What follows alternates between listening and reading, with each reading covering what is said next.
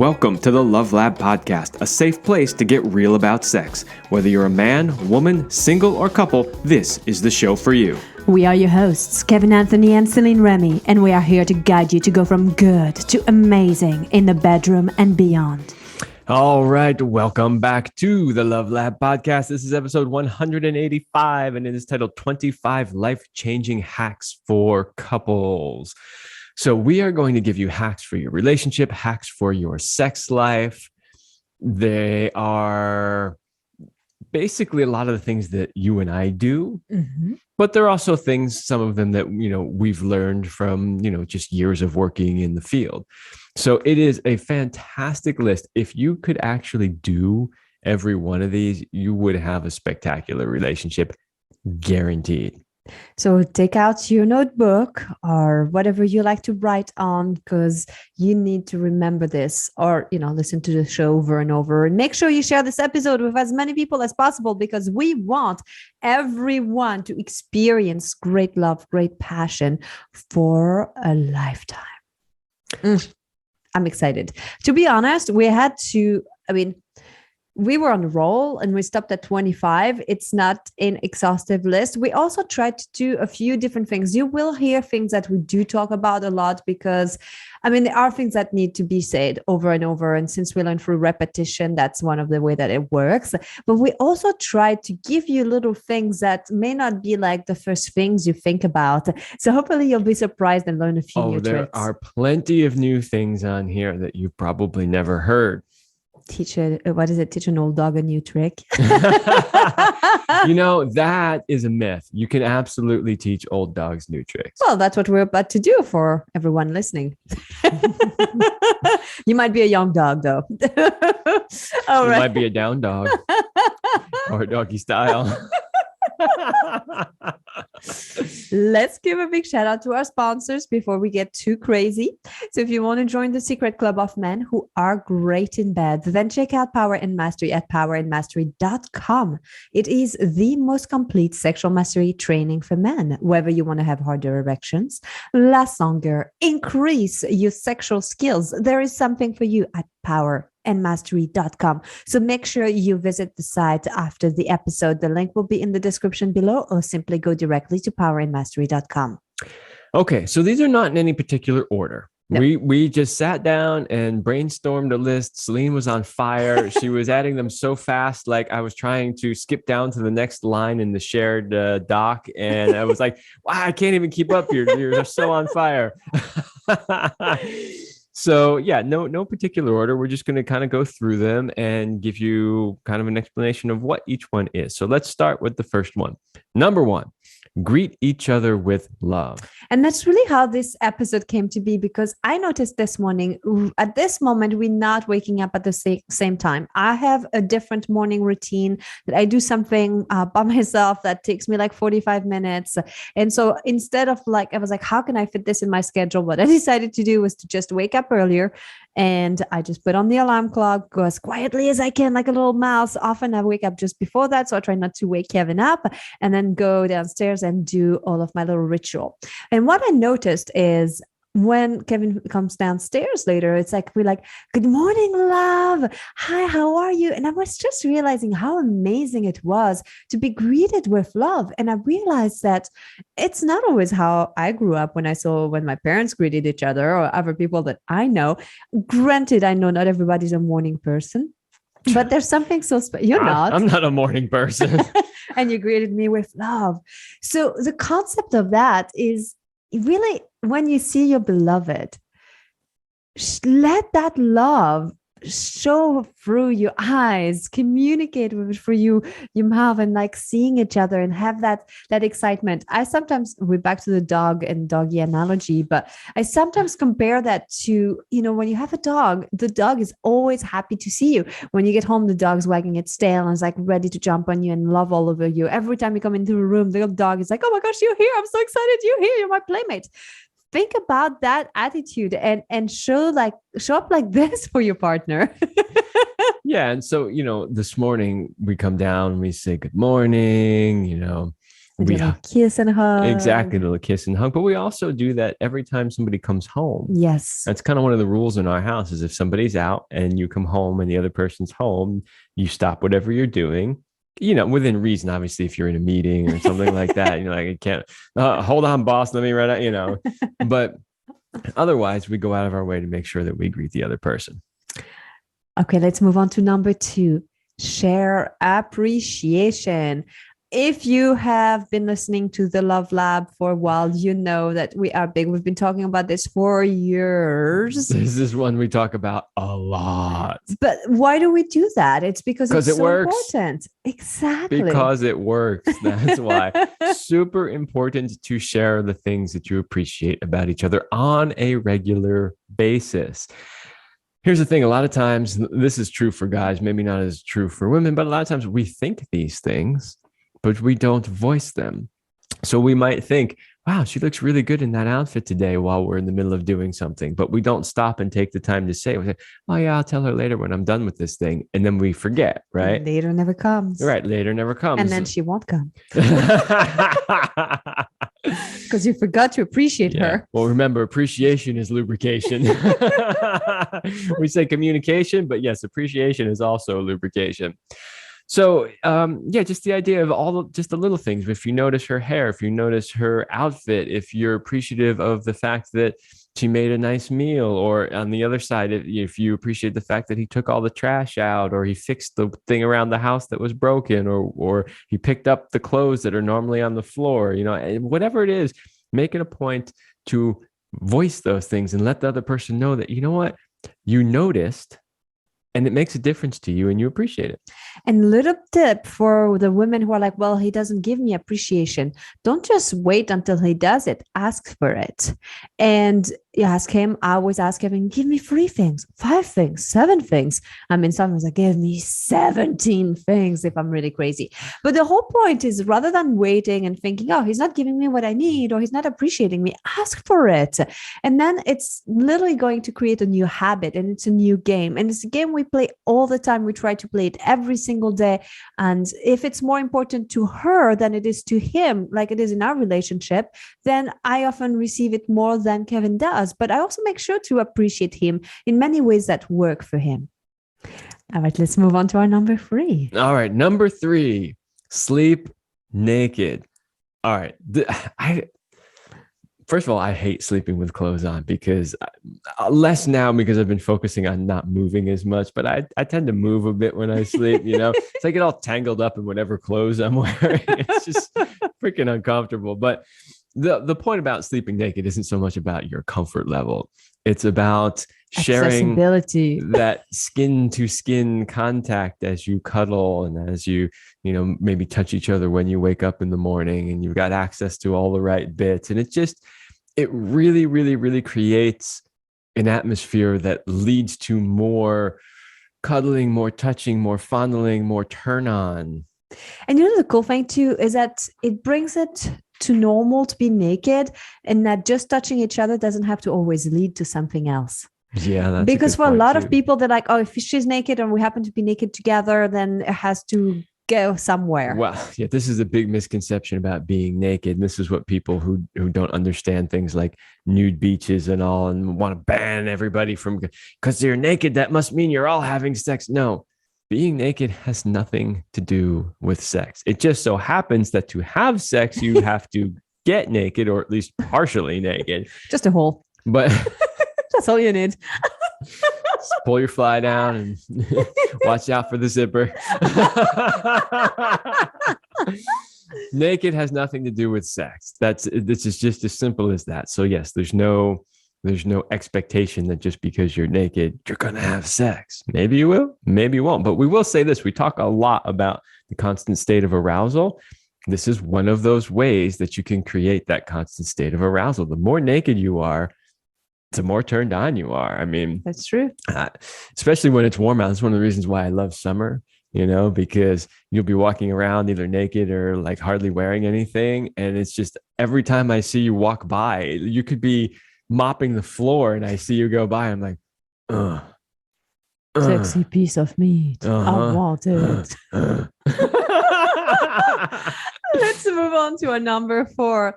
Number 4 is about get physical together. So whether you like to work out, exercise together, go for a walk, but do a physical activity together. There's something about moving that energy, getting into your body and sharing that moment together that is really healthy for a relationship, not in a competitive way. It's not like, hey, I did 100 push-ups. How many did you do? I'm going to beat you at that, but it's about also sharing like different like goals and things, which we'll come back to at a later point. But maybe you each have a goal to lose a certain amount of weight, or to build a certain muscle mass, or to feel healthier in your body, or be more flexible. So you get to encourage each other on that goal and support each other. And sometimes working out can be challenging or difficult. You're not always in the mood, but having a buddy to do this with keeps you motivated and going. Yeah, it's part of our morning routine is that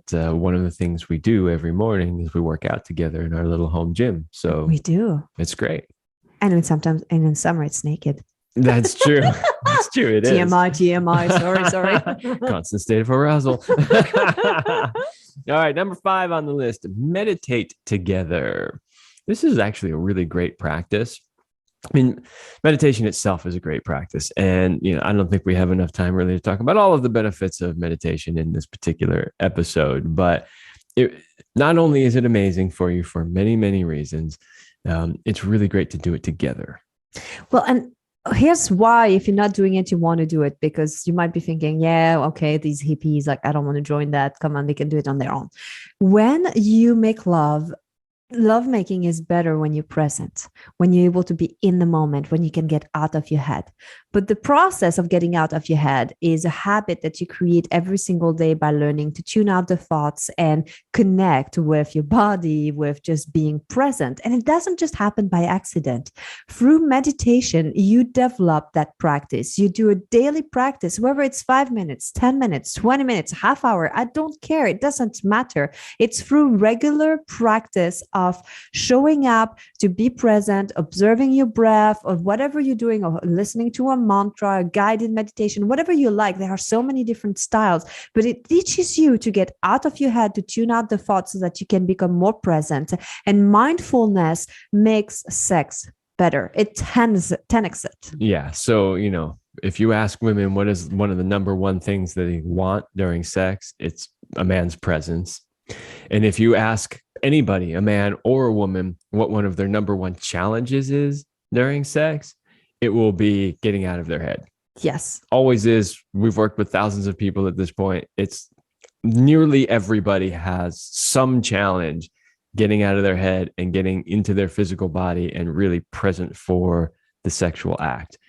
I don't know if this has always been like this, but it's definitely an issue in our modern society, because it's far too prevalent from what we've seen. Like nearly everybody we work with has this challenge. Well, I think we all overstressed, and that's another thing. Like when we're so stressed, when you're stressed, you're not horny. So meditation allows you to reduce some of the stress. So that's physical exercise, hence why being physical together. So there's a lot more behind those hacks than just what we're sharing in this short little time that we have with you today.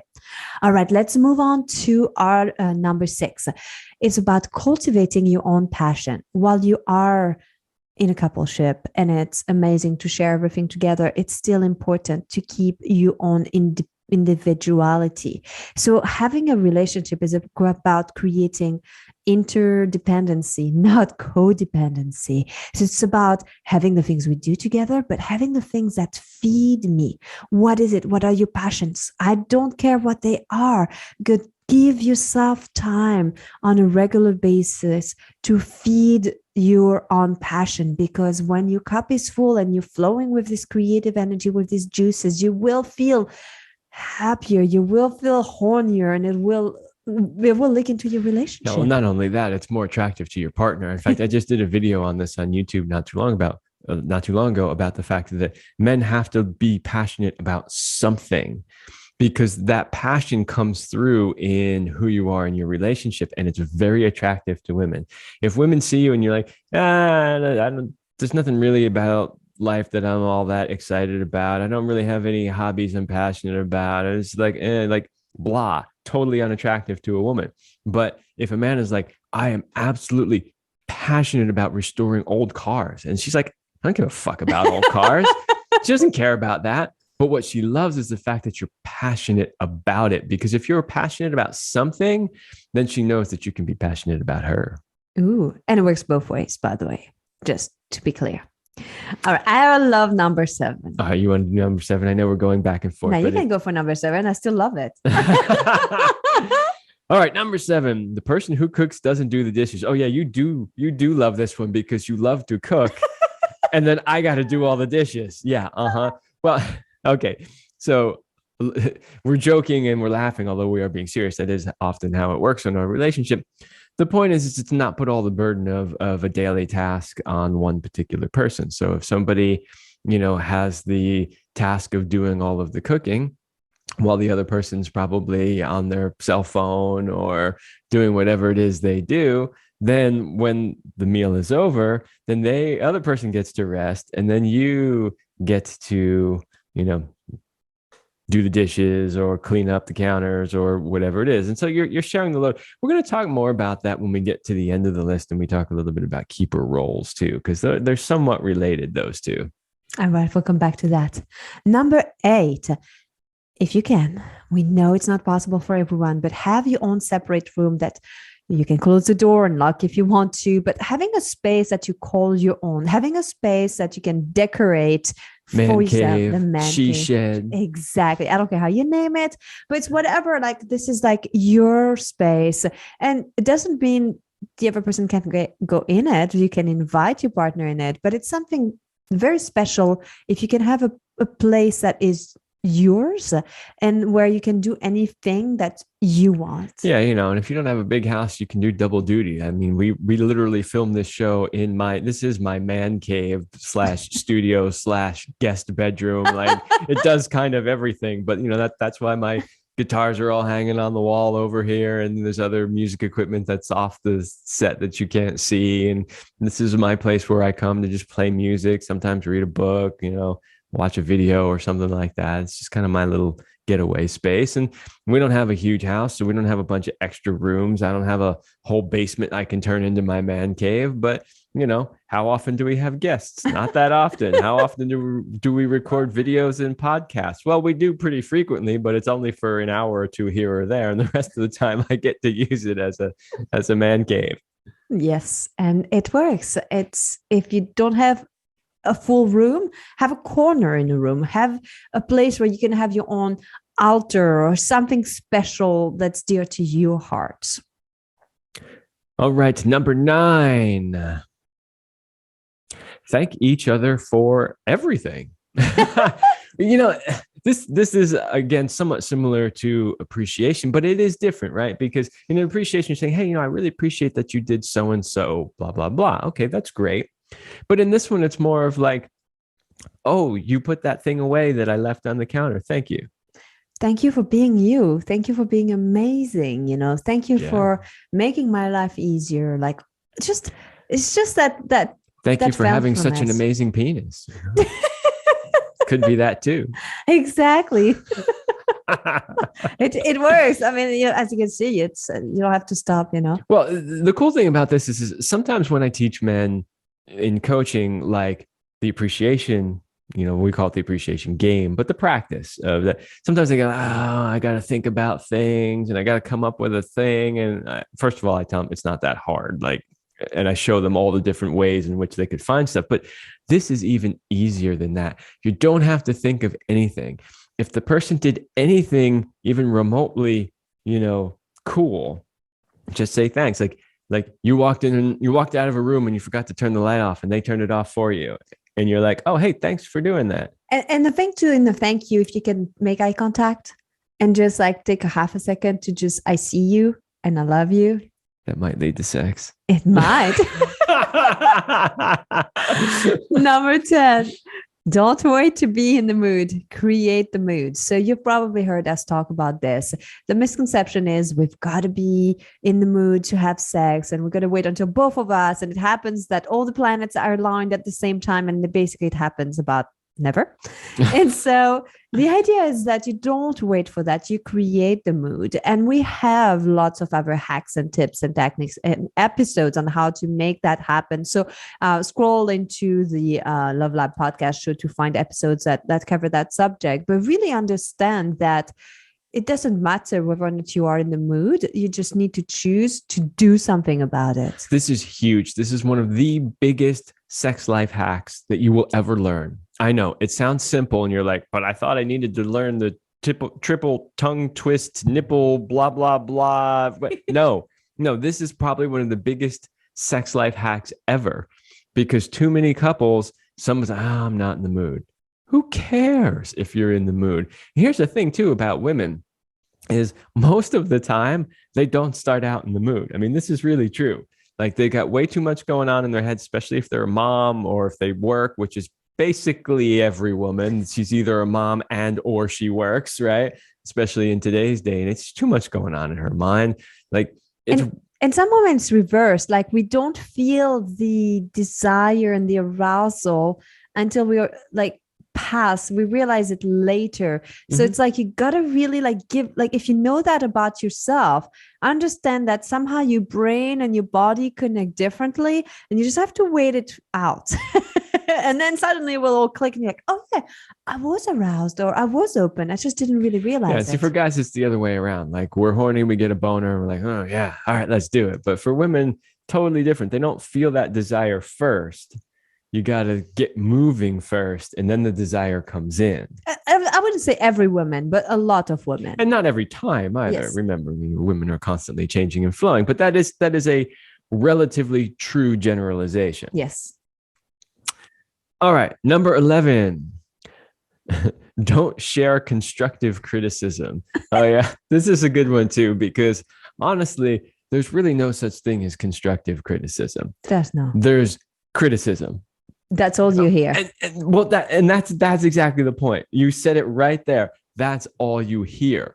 Because the reality is yes, there is constructive criticism. There are things that you can say that, hey, maybe need to be said because somebody needs to change something, or they could be doing something different or better. The problem is, the only thing they hear is the criticism. Yeah. And honestly, don't think about your partner as this pet project that you got to change and improve. It's not like home improvement is all you need to do, not husband improvement or wife improvement or whatever that is.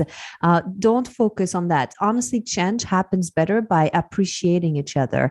And it's funny when people are like, yeah, but like he doesn't do this or she doesn't do that. Why should I appreciate her? And I'm like, watch.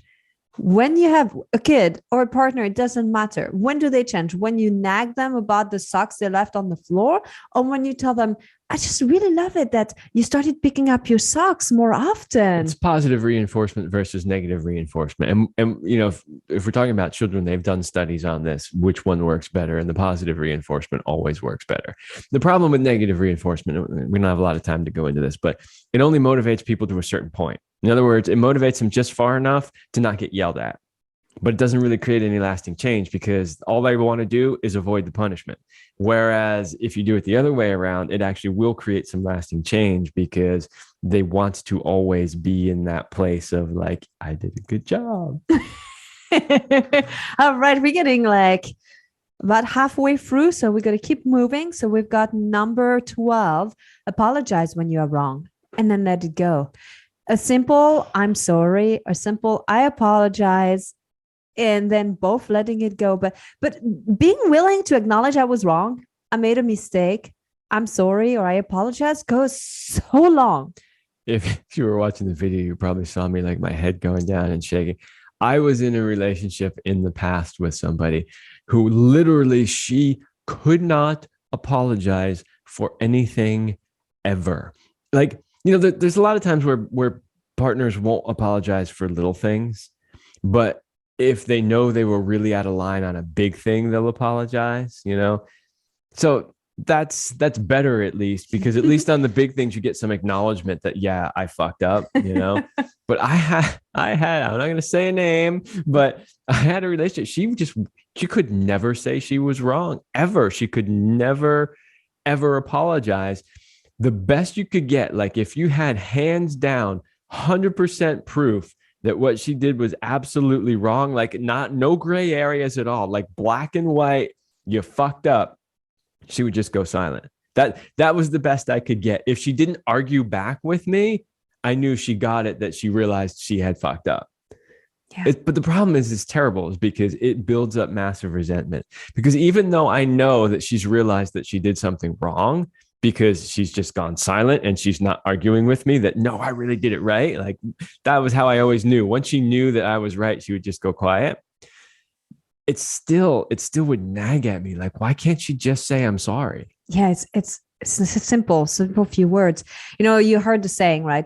Do you want to be right or you want to be happy? And that's kind of where it comes down to. And ultimately, the simple "I'm sorry" or "I apologize" or "I was wrong," they just allow you to be happy and just to be at peace in yourself, within yourself, and in your relationship. Wow, that's something too. Now, I mean, I've generally always been the kind of person that does say I'm sorry, so I don't really know what the other person's feeling, but I have to imagine that it's having a negative impact on them as well. Of course it is. Because they know they effed up and they just can't say it. It's terrible. Like, it's totally digging at them as well over time. Yes.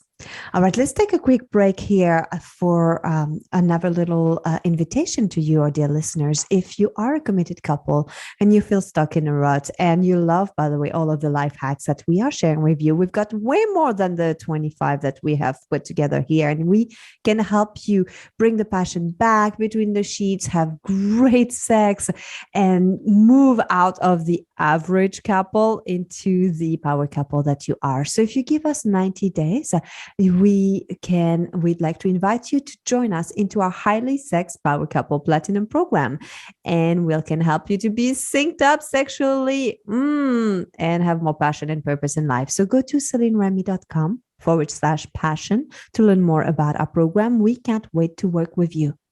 Oh my goodness, we are only at number 13. I know. So here we go. Okay, let's talk less. Can we do that? Oh boy, that's hard for us. We can just talk a little faster. How about that?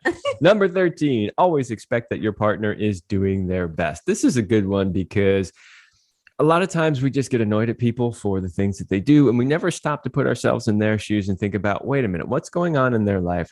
What's really happening with them? And are they really trying? And, if you have a good partner, they're most likely trying. Even when they do F up, they're most likely trying. And you can't really be mad at somebody if they gave it their best and they still effed up. Like, you can't, And I love the idea that you seeing the best in the person, right? And I think that's even in another point where it's like, rather than like, oh, he's always this jerk or she's this. It's like, no, expect the best from your partner and know that they're really doing it. Number 14, you are on the same team, not playing opposite teams. This is huge. This is so huge because so many of the couples that we see, they're literally, it's like two opposing teams in the stadium. Like, the stadium is the house, but you got two opposite teams competing all the time. This is not how any intimate relationship is supposed to be. Whether you're married or you're just dating or you're just casually fucking, it doesn't matter. This is not how a relationship is supposed to be. You need to be on the same team. And if you have kids, then you really got to be on the same team, because those kids will split you every opportunity they can get to get their way. You have to be a united front on the same team. Doesn't mean you have all of the share same opinions and views on everything, but it's that unit, that strength that comes from being united. And sometimes it's okay to be united in one viewpoint that may not be yours, because it's important in that moment to show the united front. Yes. I mean, this is why you have, boards of directors. You think they all think the same thing all the time? No, but they're a team and they're working together for a common shared goal. You're already talking about one of the things we have there. We are going to number 15. Oh, yeah. Give what you enjoy giving. This is another great relationship hack. Okay, so what do we mean by that? What we mean by that is that, you should always be giving to your partner. But a lot of times people think it's a chore. It's like, oh, or they're doing it just to get something back. Like, here, I'm a guy, I'm going to give you a back rub so that hopefully you'll get turned on and you'll have sex with me, right? Like, this happens all the time. And that's the wrong reason to be giving. So in your relationship, you should be giving to your partner, right? And your partner should be giving to you, but you should be giving things that you actually enjoy giving. If you love to give massages, then give massages. But if you hate giving massages, don't give a massage. Give her a gift certificate to go get a massage and give to her in some other way that you do enjoy. Yeah. And the thing is, when you give what you enjoy giving, you never come to a place where you like, I don't want to give anymore. It's too much. And also that's like, you don't have to have expectations that if I give this, he has to give it back to me the same thing. It's like, no, it's like, what is the thing that really lifts you up? What brings you that element of joy? This is why I'm so good at oral sex. Because I love giving it. This is why I'm so good at oral sex, because I love giving it. It's true. You are. You're very good at it. And it's true that you are good at it too. So absolutely. Just being silly here. All right. Number 16, have shared common goals. Yeah, this is really big in a relationship, is that you have some shared common goals. Like, what are your goals together? Is it that you want to have kids? Is it that you want to build a business? Is it that you want to own a certain home, live in a certain place, travel to certain places? Like, whatever they are, these are the types of things that really keep you going together over the long term, is that you have shared goals that you're both working towards. And that kind of leads us to number 17, which is to have a larger purpose for being together. So you have the goals, the short-term, long-term goals, but you also want to have something that's bigger than that, that larger purpose. And this is really important in long-term relationship. At first, you can sustain yourself on water and sex. Really, that's all really you need. It's like, oh, I'm so high from the endorphins and all of the hormones that that's are all coming I need. through. A little water, a lot of sex. Exactly. But if you've been together for a long time, then you know that things do change and then life happens. And having a larger purpose, and if you've done any like self-development work or working on your business and stuff, they always ask and start with, what's your why? Why are you doing this? And you want to bring that same principle to your relationship. Why are you being together? What's the larger purpose? Because you will experience difficult times.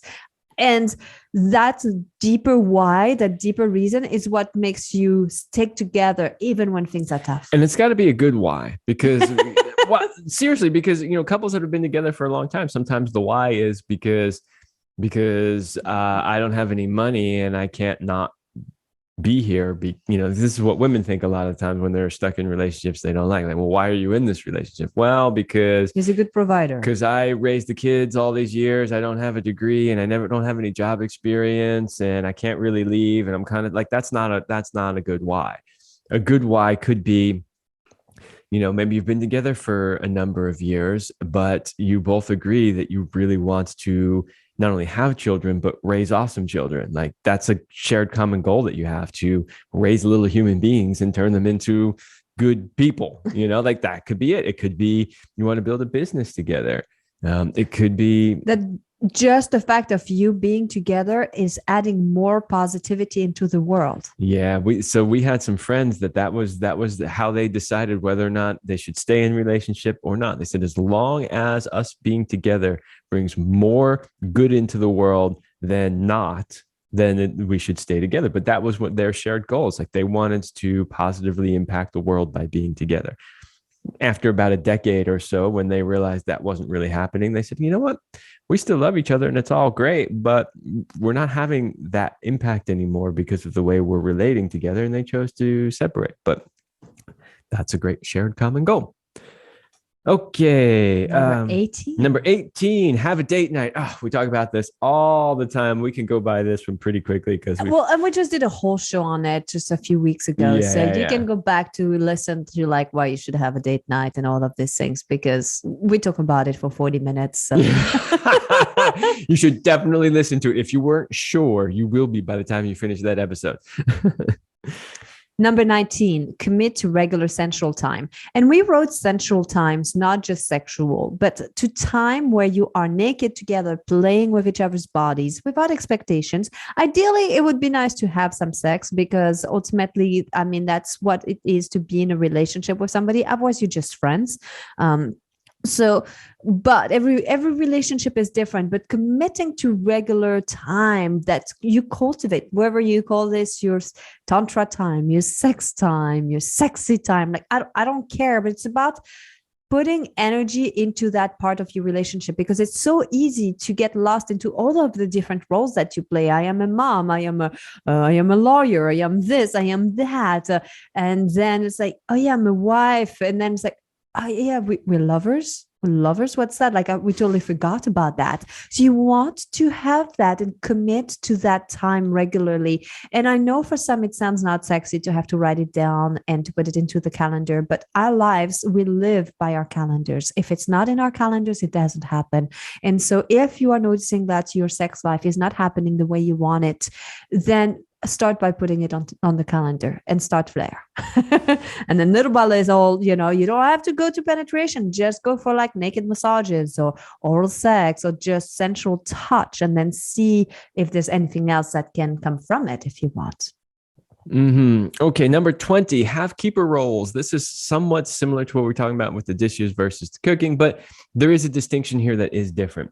So way back on the show, we had a couple on called Rano and Sierra, and they're the ones that used the term keeper roles. We kind of had an idea of that, but we never really formalized it in that way. So I'm giving them a little shout out for that. But basically what it means is there are certain things that each one of you, it's sort of your responsibility to take care of. And now why this is such a huge relationship hack is because when you have it clearly defined, then there's no, oh, I thought you were going to do it. Oh, I thought you were going to do it. Well, you usually do it. Yeah, but I was busy doing you just know that this is your thing to take care of and you just do it. That way you don't have to do the nagging thing. Like I keep asking you to do the thing, it's like, no, like for me, I'm, this is so typically, man, but like I take care of all the dirty shit outside, like it's my job to, just clean up the dead animals or to take out the trash. Did you like yesterday how I had these indoor plants that are starting to not look so good? And so basically what I did is I put them outside and I said, well, now they're yours to take care of because it's the outside and you're the keeper of the outside. Right. So, but that's the thing is by doing that, by making it clear, who's going to take charge and responsibility for what thing, you don't have any of that resentment that builds up because things aren't getting done or maybe not getting done the way that you thought they should get done. Like that's another part, right? Which is that because I'm the keeper of a particular task, I get to decide how it gets done. That's true. And you decide what tasks you want, because in that particular couple, I think Sierra really liked doing the trash and stuff. So it's not they don't have to be like gender specific keepers. Like, what is it that you love to do or that you at least that doesn't bother you? Because let's be frank, taking care of a house and a household, there are things that need to happen that you may not really, really want to do. But there are things that you might be okay doing. Well, and that's the thing is, so you get to choose and you get to pick the ones that you like doing better, which means you're more likely to do them. So for instance, I don't necessarily like scooping up dead animals and taking out the trash, right? Really? However, I hate vacuuming. Like I just hate it. It's just such a tedious, annoying thing. Nobody has designed a vacuum that a man wants to use. Trust me. I know exactly what I would design and that would make it so much easier, but I don't have time to design vacuums. So I would take the trash task over vacuuming any day of the week. And I'll take vacuuming because I don't mind it. See, that's how it goes. See that communication, this is something that we sat down, we shared different things and we're like, what needs to happen? Do we need to do it all? Can we outsource some of these things? Because that's another thing. You don't have to do everything yourself. You can outsource things. And then with what's left, who wants to take care of what? And that's how we came to that. Number 21, don't argue about things you don't care about. This is huge. Some people get energy from arguing, and that's not a healthy way to get the attention that you seek, want, and need. And really, in a relationship, if you're realizing that you could really let go about this, and it's not something that you care about, let it go. Let it go. Stop arguing. Like, save your energy for things that truly matter. Yeah, for sure. You do not need to draw a line in the sand over stupid shit. Like you really don't. Okay. Next, 22, have code words to diffuse arguments. This is actually really good. So if you've had a discussion already and there's something that tends to come up over and over again, and you've talked about it and you're aware of it, you could say, hey, okay, the next time this comes up, how about, I just say, muskrat, Jack, muskrat. Well, but we had the example where I tend to spin and get too anxious with things or overwork, overstress myself. And it's totally self-created. Now, if Kevin... Don't tell him your code word, though. Make up a different code word. We can't have that code word out in public. Okay, all right. I won't say the code word then, but... Just muskrat. It's a generic code word. Meet the parents, by the way, if you don't get the reference. But the thing was, I realized that if Kevin comes in and tells me, okay, you're stressing yourself out, this is not going to work. What does it do? It keeps me more stressed and I'm mad at him. Then it doesn't work. That's the point, is you can't say, even if you've had the discussion before, like, let's just say, the person happens to, I don't know, always get angry at a certain thing that happens. You can't say, oh, there you go again, getting angry about that thing. Because the first thing it does is instantly trigger. And then you can't have a communication. But since we've had this, I could just simply say, muskrat. Red banana. Whatever you want it to be, It doesn't matter. We chose something that was actually funny and that is for us. And that's one of the things when you have all these little code things too, you feel like you're a team. It builds like, you have a whole vocabulary that's your own. Well, yeah. And the thing with our code word is because it's funny that when I do say it to you, it totally makes you stop and laugh. And that diffuses the whole, like, getting in that manic mode that can happen. It does. And so try it because it really works. It will just stop the pattern. It interrupts and an interruption works. Well, that's exactly what it is. It's a pattern interrupter. Yes.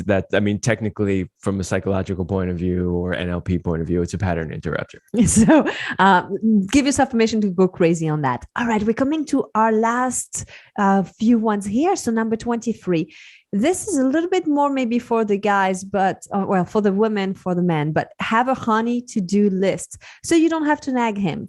And usually I find that this type of lists work best for the guys, and you just put down all the things that you want done, and then you can just let him take care of it when he wants. I have a honey-do list for you as well. You do? You know what's on it? Sex? Me.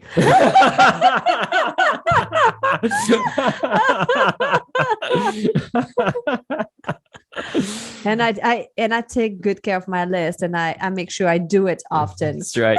You check a lot of things off that list.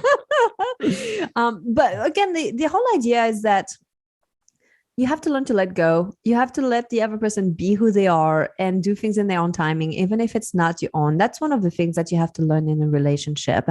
And, there are multiple ways to do the same thing. And even though we always think that our way is the best way, it's okay as long as you get there. If the route they took is different, as long as you get to the destination, that's all that matters. But I find that the lists also can help us. Also with the list, maybe you have we can only have 5 items at a time rather than like there's 87 items that need to be taken care of, because that can be overwhelming. But the good thing about the list too is that you don't have to go and interrupt your partner when they're in the middle of something or at an inconvenient time. And then they can just be like, hey, I've got energy or extra time. I want to do something for her that will make her happy. Is there something on the honey to-do list? And speaking of lists, because we don't really have it in here, one of the lists that I found worked really well was to do a romance list. And so I had put together a document with all the things that I considered romantic. And that was at the beginning of our relationship. And, now that we're like 6 years in, Kevin hasn't even opened the document in years. But at the beginning, it was a good help for him when he felt like, I want to do something romantic for her and I'm not quite sure. You would open it or get inspired by it. Now I know you well enough to know what things you like or Yes. think are romantic. But early on, it was good because, every woman's different. Like what you think is a romantic gesture, another woman might be like, whatever, and vice versa. So yeah, it was very helpful in the beginning. Okay. Number 24, commit to the relationship fully. Ooh, this is another one that we see a lot where, people say they're committed to a relationship, but when you look at their actions don't show that they're really committed. They have one foot in, one foot out. They're still looking if the grass is greener somewhere else, or they keep an exit open somewhere. It's like the song says, I got one foot on the platform and the other one on the train, right? Yeah. You're always leaving a little wiggle room there. That's not how a successful relationship works. In a successful relationship, you literally burn the boats, right? So All in. Exactly. You know the story about, right, when the army showed up on the shores, the general burned the boats so that the soldiers would have no choice. It's fight or die. Like, and that's, I'm not saying fight or die in your relationship, but the point is that you burn the boats, you close the doors so that you have no choice but to do everything you can to be successful. Yeah, that's powerful. And it can be scary. And unless you're with the right person, if it feels too scary and you don't want to do it, that might be a sign that it's not the right relationship. Mm-hmm. Number 25, last on our list for today, be honest. Above all, be honest. Yes, radically honest, compassionately honest, but be honest. I think it's fantastic to be able to be 100% yourself with your person. And this is also what honesty is. Be yourself fully. And also just don't hold things back. Don't hide things. Be honest if something is not working for you. Like, have that communication, and just be willing to go to the places that even don't look as good. Yeah, and if you're a guy, this doesn't mean dump all your emotions all over your woman. But I'm being honest. Do I look fat, honey? Because I really feel insecure, and I really this, and I really that, and I'm dumping it all. That's not what it means. It's not what it means. No. Do I look fat in this outfit? No. In fact, that is the most slimming outfit you own. You look amazing.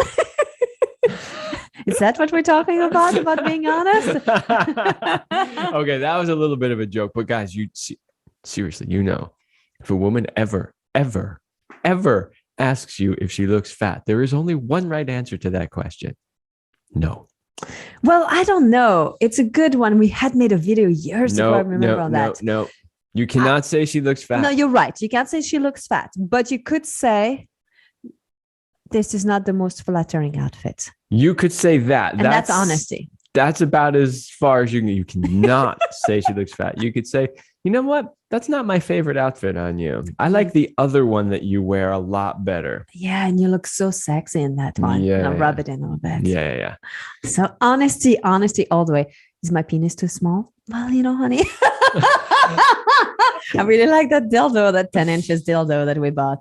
No, just kidding. Okay, this is the end of the show and we're getting crazy. Okay, yeah, but now you got to tell them how you really answer that question, because sometimes guys will ask, is my penis too small? Yeah. So how would you answer that question?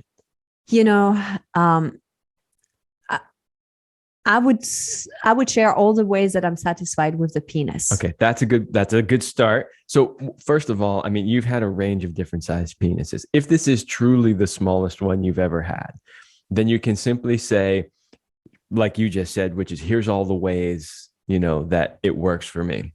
If it's not the smallest you've ever had, then you lead with, oh no, I've had smaller. Of course. And you know what? Those were okay as well. And here's all the ways in which your penis does work for me. Or you can be like, I've measured and my G-spot is only 3 inches deep. So you're like double that. So you're good. Yeah. I mean, the average male penis is 5 inches. And yes, the average G-spot is only, like 3 to 4 at the most. Like, yes. Maybe as far back as 5, but yes. Still the average penis is going to hit that, right? So yes. You'd have to be a pretty enormous woman, because by 5 you're already like cervix level deep usually. That is correct. You're right. But anyway, the point is that so now women listening, if a man ever asks you if his penis is too small, now you know how to answer that question. And she ever asks if she's too fat or if it makes her look fat, you know how to say that. That's right. All right. Whew, we made it through the entire list of 25 things. We talked really fast, and now we need to go get a drink of water. But we do hope that it was helpful and that you got some good pointers and new hacks, and please put them together, like put them into actions, because this is really where it makes the difference. It's one thing to know something, but it's another to do it. Oh, yes, that is very, very true. All right, everybody, we hope that was helpful. That is all the time we have for this episode, and we will see you next week.